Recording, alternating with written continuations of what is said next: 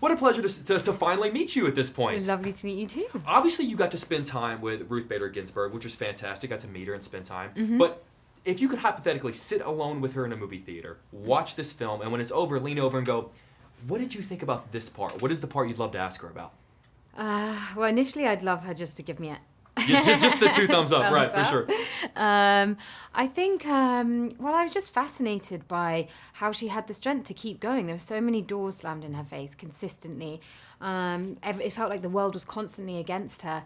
And so it's fascinating navigating that and navigating someone who's just had that strength to keep going in the face of such adversity. And it's crazy to think that at any point she had just said, no, I'm not going to do it. Literally, the course of history would have been changed. Absolutely, absolutely. And she had this this deep-seated belief in what she was fighting for. And because she's such a principled person, and she was fighting for something she believed in so deeply, I think that's what kept her going. And you know, we don't have that many people in power who are as principled as she is. Absolutely. I had read that when production on this film started was right around the time that the Me Too movement was happening. And I was wondering if you could feel that shift on set, if there was this moment where all of a sudden you could feel not just Hollywood changing just in the business, but really in that immediacy around you. Absolutely. We were constantly discussing it every single day. In the makeup trailer, we would be looking online and seeing what had happened, and it definitely informed our work and informed our performances. I think it just made it even more relevant, what we were doing.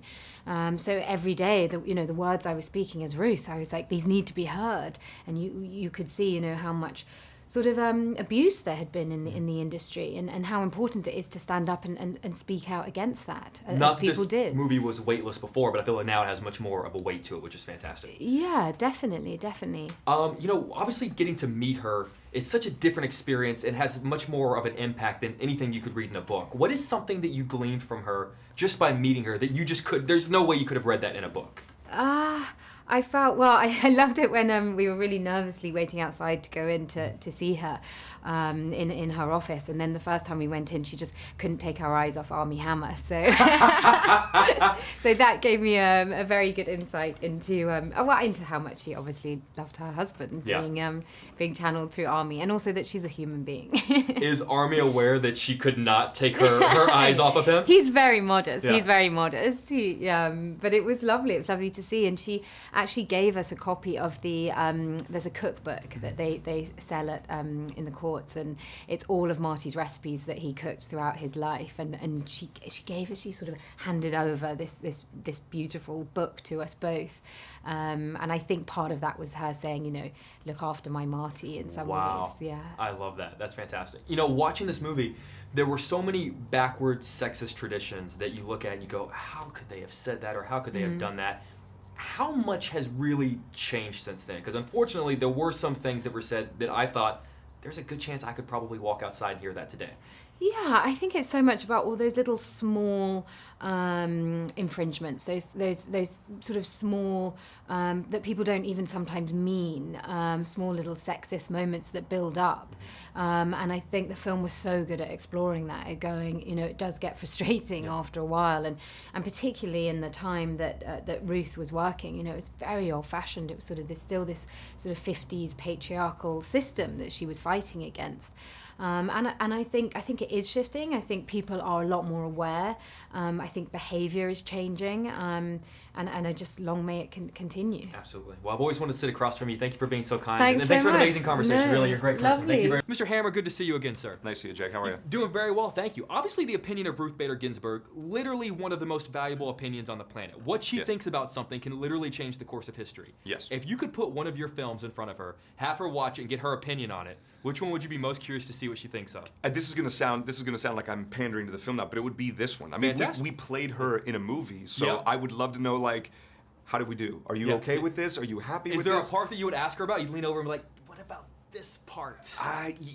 Okay, so we met her in her private chambers at the Supreme Court, and she was incredibly generous with her time. I've heard she was checking you up and down. Well, That's what Felicity said. Look, the woman's got taste.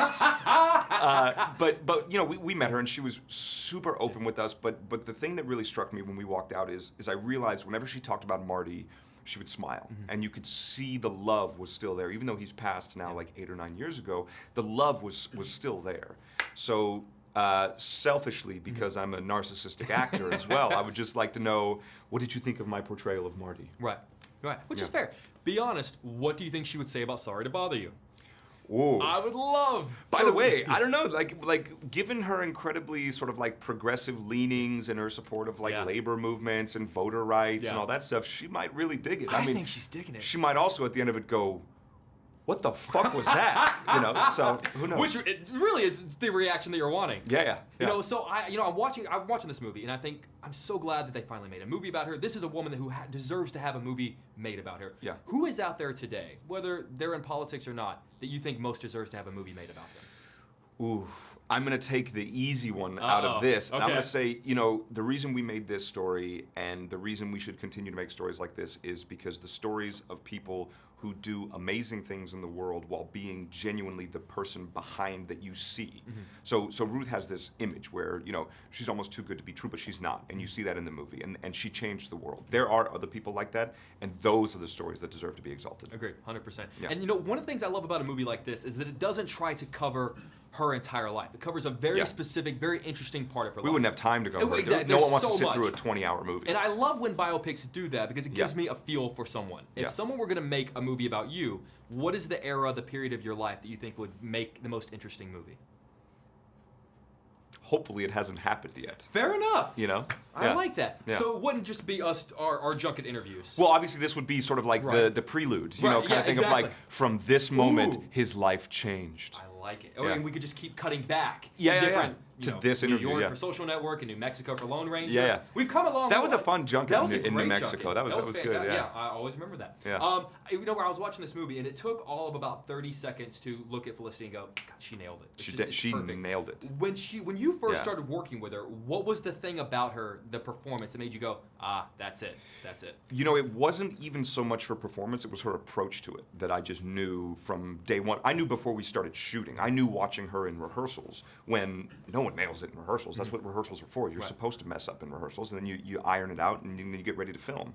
But seeing her dedication, not only to her craft, but also to getting this right, seeing how serious she was, seeing how incredibly dedicated she was to her craft, I was like, oh, there's no way she's not going to nail this. And she proved us all right. And you nailed it as well. So you're always very kind to me, and I really do appreciate it, man. Yeah. It's always good to speak with you. Good to see you. Thanks very much. Thanks for always putting up with my weird questions. For sure. Thanks, guys. Good to see you, sir. What's going on? Good to see you, too. So obviously the opinion of Ruth Bader Ginsburg is literally one of the most valuable opinions on the planet. What she thinks about something can literally change the course of history.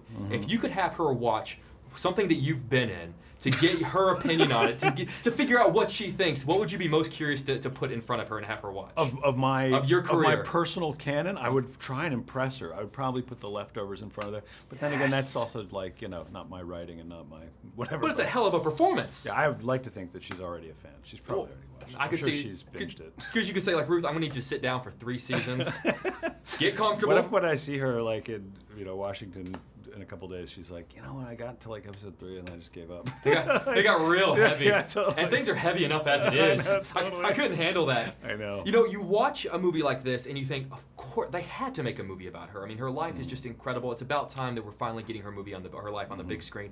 Who is someone today that you hope at some point they get a movie about them? God. I mean, political. Yeah, let's go in cultural. the political world. I mean, look, I think there's a whole cast of hilarious characters that are in Washington right now that I think would have fabulous movies made about them, and I'm sure there will be movies made about them. I don't know. I mean, obviously Donald Trump would be a fantastic protagonist. Would it be a comedy or a horror film? It could be any genre, virtually. It could be a drama, a comedy, a horror movie. It could be 4D, like the thriller. chair could shake. Yeah, exactly. Yeah. It could be a short. I'm in this. I would hope. I'm sold. Yeah. You know, watching Felicity in this movie, it took all of about 30 seconds, and she appears on the screen, and I go, God, she's got it. Yeah, and I'm curious, really what did. was the thing that you saw on set that made you first click and go, oh, she nailed this? You know, it was a series of things. It was that, she didn't, I think the temptation for any actor when you're portraying someone is to try and inject a kind of artificial drama that she didn't do. Yeah. She basically just played it very straight, very true. and very level. So it's not, she's not, having big cry scenes where she's ripping the wallpaper off the walls and smashing things, because it just didn't happen. Right. So she just played it with a kind of an evenness and also a kind of passion that I think Ruth has, and also a kind of joy that I think Felicity would tell you when in her conversations with Ruth was present in the sort of the 70s and the feminist movement, sort of an optimism, whereas I think sort of movements these days, sort of take on this sort of, it feels like everyone has to be angry in order to get something done. And I think there was a feeling of optimism and hope that accompanied the movement in the 70s. For sure. And I was wondering if you'll allow me to geek out for a moment about The Leftovers. I told you I was such a big fan. Yeah. I remember when the show was on, I was almost literally in my newsroom screaming at people, grabbing them by the collar, going, "You've got to watch this show. It's the best show on TV. What are you doing? Watch this show." Good. And now that it's over, people are coming up and going, "Have you seen The Leftovers?" I'm like, what What are you doing? I know, it's like being the first guy that finds a cool record. Exactly. Like, this is the coolest record in the world. Like, Why isn't people what are listening? you doing? Yeah. What has been the reaction that you've received now that the show has ended and people are still stumbling upon this masterpiece? It's beautiful. It's one of those things that, occasionally you're involved with a project where sort of time sorts out the inequities of, whether it got awards or whether it, had big ratings or whatever. So it's sort of that evergreen feeling where it's, people are constantly, and no one's coming up like, hey, there's always kind of a very thoughtful person who'll come up and say, hey, this meant a lot to me. I really like this. Is that This me? was beautiful. Yes. So it's the best kind of compliment to get for work that you've done. Really? So, Well, I really appreciate it. It's Thanks, an honor man. to sit across from you. Oh, Really, thank you thanks, so much man. for your I time. You're a good appreciate guy. it. Thank you very so much. much. Congratulations You on too. everything. All right. Thank you. Thank you.